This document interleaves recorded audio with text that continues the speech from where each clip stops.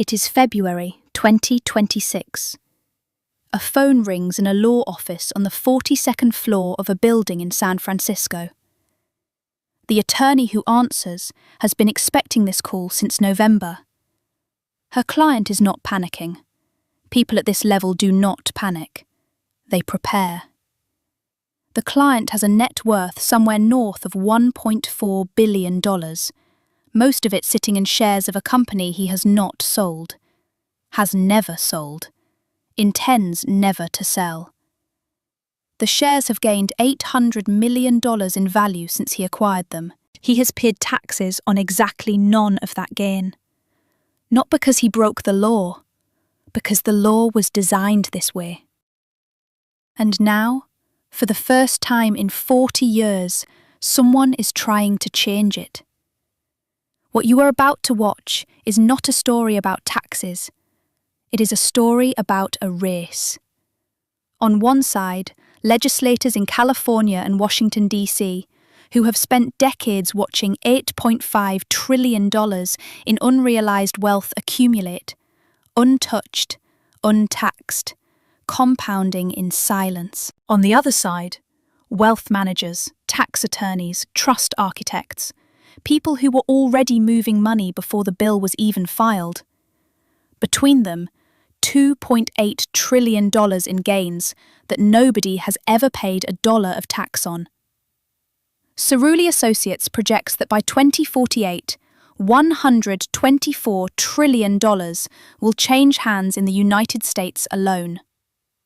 $105 trillion to heirs, $18 trillion to charity, and the bulk of it, more than $62 trillion, will flow from households that represent just 2% of the population. This is the great wealth transfer.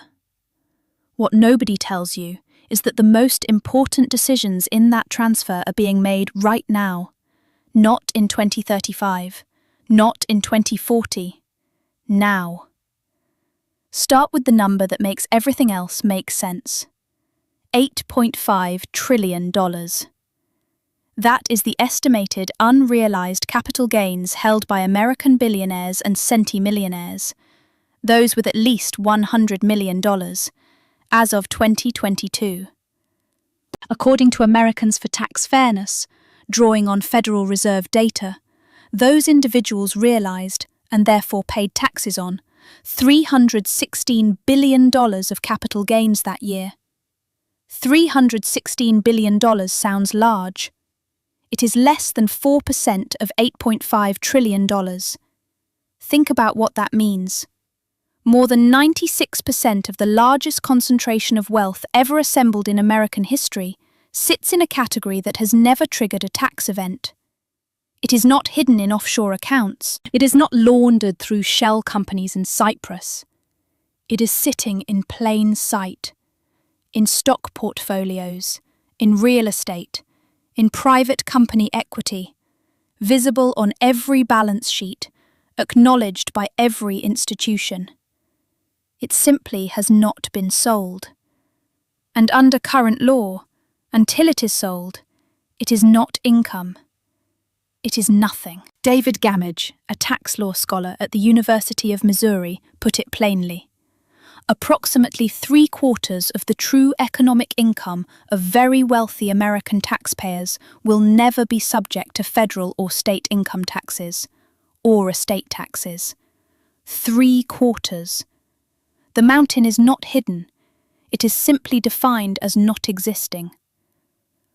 To understand where the money is going, you need to understand how it got there. It did not happen by accident. On paper, the tax code treats everyone the same. $1 of income is $1 of income. In practice, the tax code has one definition of income for people who earn wages and a completely different definition for people who own assets. When you work, every dollar is visible the moment it arrives. Your employer reports it, the IRS receives it, the deduction happens before the money reaches you. When you own $1.4 billion in shares of a company, and that company increases in value by $800 million, nothing happens. No report, no deduction, no taxable event. The $800 million exists. It is real. You can borrow against it. Banks will lend you hundreds of millions of dollars secured by those shares, at interest rates designed for people who will never need to sell. That loan is not income either. Mitchell Drossman, head of National Wealth Strategies at Bank of America, said it directly in April 2026. The biggest tax story to me is a capital gains and investing story. You have lots of clients who are sitting on significant gains. And then, at death, something remarkable happens. The shares pass to heirs at their current market value. The $800 million gain, the gain that was never taxed in life, is erased. The basis resets. The heirs inherit $1.4 billion in shares, with a cost basis of $1.4 billion. The $800 million disappears from the ledger entirely. It was always a design. It was never a mistake. November 2025. An initiative is filed with the California Attorney General, Initiative 25-0024, the 2026 Billionaire Tax Act.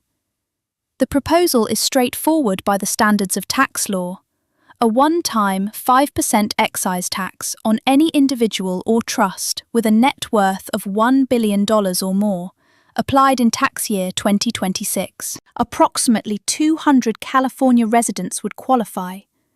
Together, they hold roughly $2 trillion in net worth.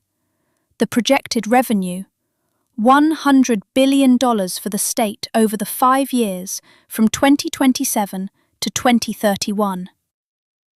The initiative is backed by SEIUUHW, the Service Employees International Union, representing healthcare workers. The economics are drafted by Emmanuel Saez and Gabriel Zuckman at UC Berkeley, two economists who have spent their careers mapping exactly where this money sits. Professor Brian Gale, one of the bill's co-authors, makes a specific argument. California billionaire wealth has grown at approximately 7.5% per year since the 1980s, while average incomes grew at 1.5% per year over the same period. His point? A one-time 5% tax would leave the wealth base effectively untouched. After the tax year, the wealth would simply resume compounding, at 6.5% instead of 7.5%. For 5 years. Within 3 weeks of the filing, 5 counter-initiatives are filed by opponents.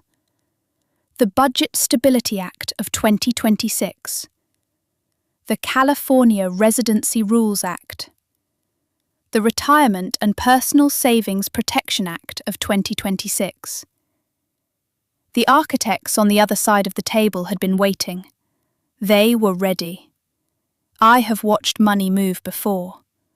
I watched it move in 2009, when new regulations arrived and entire departments quietly restructured overnight. I watched it move in 2012, when the fiscal cliff conversation began and the year-end gifting season became something different entirely. What happened in early 2026 was different in one way. It had names attached to it. Mark Zuckerberg, Larry Page, Sergey Brin, Larry Ellison, Peter Thiel. Each had announced or completed a move away from California, some before the filing, some after. The combined wealth represented by those 5 names is not a rounding error in California's tax base. It is, potentially, the tax base. The conventional response to this pattern is to debate whether it constitutes tax flight. Professor Cristobal Young at Cornell University has spent nearly 2 decades studying exactly this question. His conclusion? The argument that wealthy individuals simply uproot their lives when states raise taxes on them just doesn't hold a lot of water.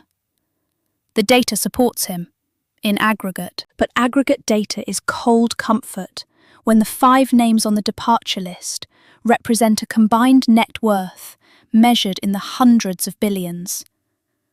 On paper, the research says they will stay. In practice, they had already left. While the headlines tracked the departures, a quieter operation was underway. In February 2026, wealth advisors across California began receiving a specific kind of inquiry. Gabriel Shahin, principal and founder of Falcon Wealth Planning, described his clients as searching for what he called fancy ways to legally avoid the tax. Jane Dittelberg, chief tax strategist at Northern Trust Wealth Management, reported that a growing number of clients were asking how to change their tax status as the proposals gained traction. Her answer pointed toward a specific mechanism. Depending on their state of residence, clients could potentially avoid state-level taxes by creating trusts in states with favorable trust income laws. Delaware, Nevada, South Dakota. The structure works like this. You transfer shares that have never been sold, shares sitting on $400 million in unrealized gains, into an irrevocable trust. The trust is administered by a third-party trustee. The trustee is located in Delaware. The trust is no longer a California resident. You may still be, but the shares are not. The $400 million in gains is not. And when the wealth tax asks what you own, the shares are in the trust. The trust is elsewhere. Senator Ron Wyden, ranking member of the Senate Finance Committee, has a different name for some of these structures. In April 2026, he and Senator Angus King introduced legislation targeting grantor-retained annuity trusts, GRATs, commonly used to transfer tens of millions or more between generations while zeroing out gift and estate tax liability. Wyden's language was unusually direct for a Senate filing. If you want to see a clear case of ultra-wealthy tax dodgers hiding their schemes with overcomplicated tax rules and mind-numbing financial jargon, look no further than grantor-retained annuity trusts. The legislation has not passed. The trusts continue to be funded. California is not the only room where this conversation is happening. In March 2026, Senator Elizabeth Warren introduced the Ultra-Millionaire Tax Act of 2026. The proposal: a 2% annual tax on net worth above $50 million, plus an additional 1% on billionaires. Senator Bernie Sanders and Representative Ro Khanna introduced a companion bill, the Make Billionaires Pay Their Fair Share Act, proposing a 5% annual wealth tax on all 938 American billionaires. Warren's framing was direct. While multimillionaires and billionaires are getting richer and richer, families are getting squeezed by a rigged economy. My bill is about basic fairness and making the ultra-wealthy pay their fair share. The political math makes passage unlikely in the near term. But the political math is not the story. The story is what the filing of these bills causes. Every wealth manager in the United States received the same notification in March 2026. The window is moving. The strategies that work today, under the current code, may not work in 2 years, or 5, or 10. The urgency is not manufactured.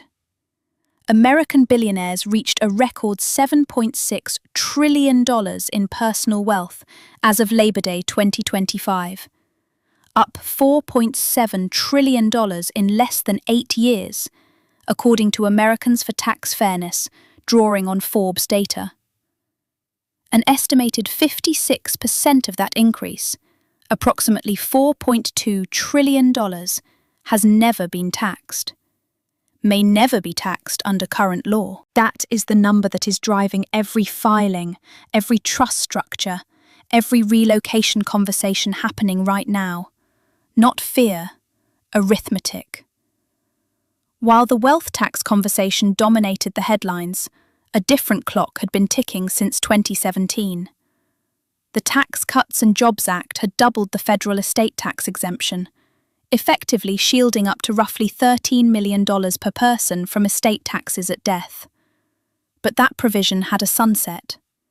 December 31st, 2025. After that date, without legislative action, the exemption would revert to approximately $7 million per person.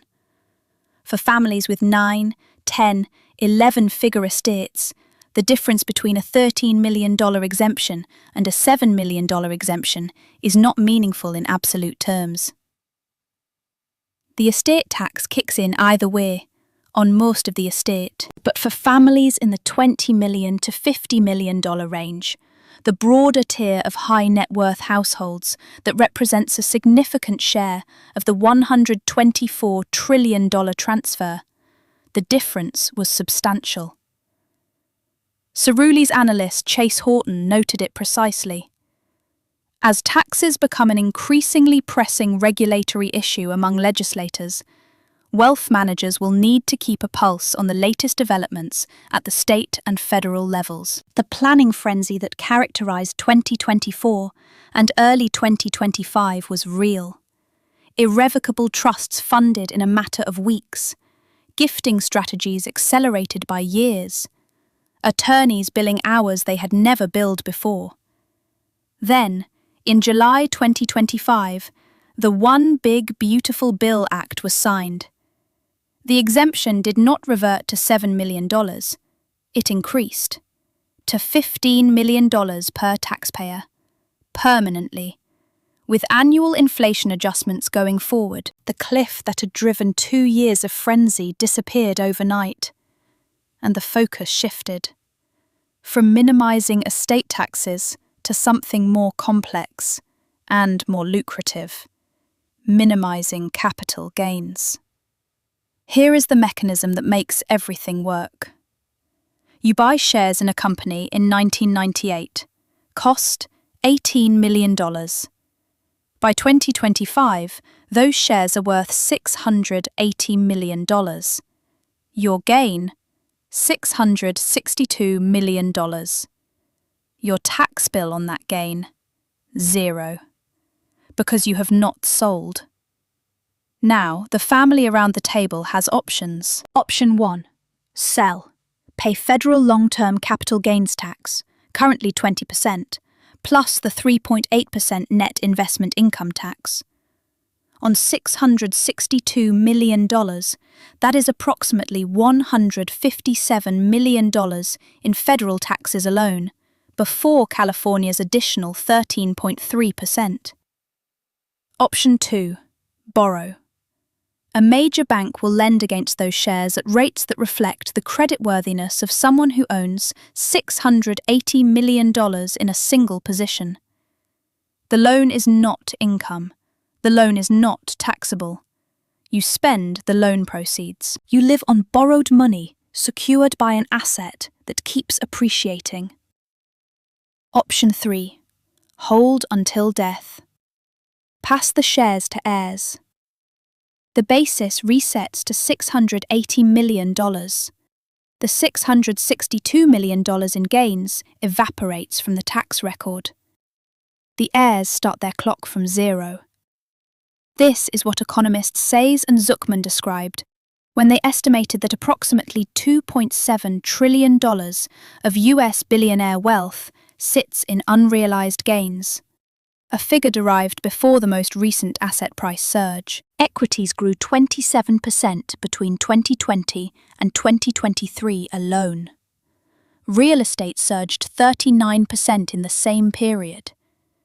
The mountain did not stay at $2.7 trillion. It grew. The math continues. Baby boomers currently hold 51.8% of all US wealth. In dollar terms, $78.55 trillion. They are, as a generation, in the final phase of wealth accumulation and the early phase of wealth transfer.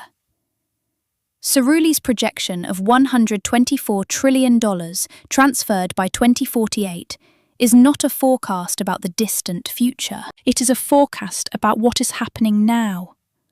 The generation that built the largest private wealth base in recorded history, through 4 decades of equity bull markets, real estate appreciation, and a tax code that consistently rewarded asset ownership over labour income, is beginning the process of distributing it.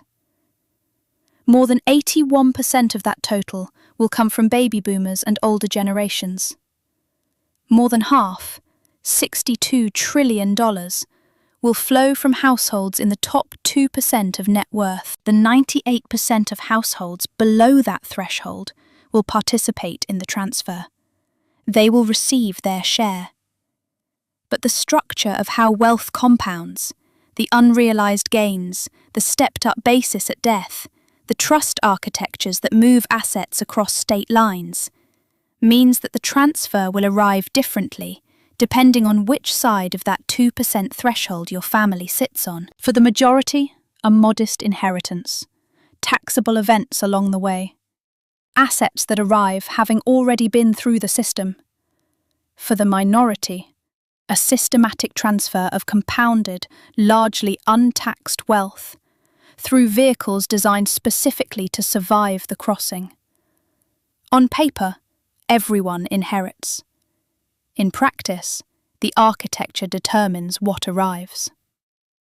The California Billionaire Tax Act must gather roughly 875,000 valid signatures by June 24, 2026, to qualify for the ballot. If it qualifies, it faces a vote. If it passes, it faces legal challenge. 5 counter-initiatives have already been filed. Wealthy opponents have established a legal perimeter before the first signature was collected.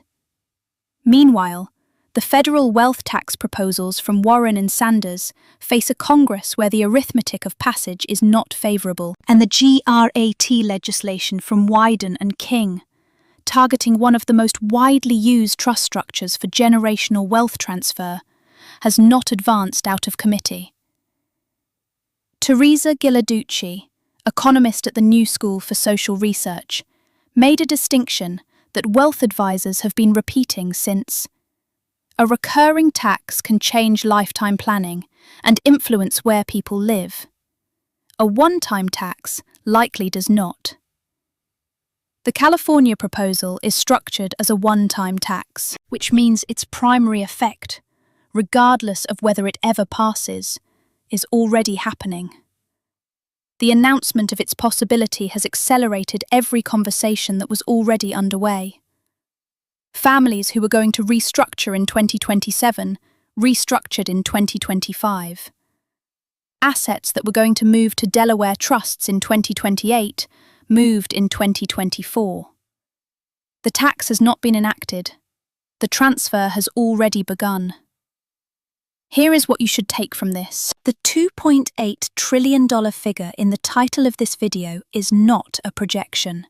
It is not a political talking point. It is a snapshot, already outdated by the pace of asset appreciation, of wealth that exists, is acknowledged, is visible on every balance sheet, and has never triggered a single dollar of federal income tax. It sits inside a system that was designed, not inherited. The stepped-up basis rule was not a historical accident. The trust structures that move assets across state lines were not discovered by accident. The GRAT, the vehicle Senator Wyden called a hiding scheme, was created by Congress, refined by tax attorneys, and has functioned exactly as designed for decades. What is new is the pressure. For the first time in the modern era, multiple coordinated proposals are targeting the same mechanisms simultaneously. At the state level in California, at the federal level through Warren and Sanders, and at the structural level through Wyden's GRAT legislation. The system has absorbed pressure before. In 2010, in 2012, in 2017. Each time the fundamental architecture survived. Sometimes it emerged stronger, but the scale of what is moving, $124 trillion over 23 years, $62 trillion from the top 2% alone, means that even a modest change in the tax treatment of unrealized gains could represent the largest shift in American fiscal history. You did not hear much about this in 2023. You are hearing about it now because the people who manage this money have been hearing about it for 18 months, and they have not been sitting still. The ledger always balances. Eventually, somewhere tonight, a wealth attorney in Wilmington, Delaware is reviewing a trust document. The trust was funded 3 weeks ago. The assets inside it represent $340 million in unrealized gains that have been accumulating since 2003. The original owner is 61 years old. She signed the transfer documents on a Wednesday afternoon. The attorney has done this particular filing 47 times in the last 18 months. She does not think of it as avoiding a tax that doesn't yet exist. She thinks of it as architecture. The California ballot initiative may fail. The federal legislation may never advance. The structure she just funded will be valid regardless. Her children will inherit. The basis will reset. The $340 million in gains will disappear from the ledger, not because someone erased them, but because the system was designed to let them go. $124 trillion is moving. The legislation is months or years behind it. The architecture doesn't care who occupies it. It only requires that someone does. And somewhere else tonight, a different set of signatures is being collected. 875,000 of them, by June 24th. The math continues.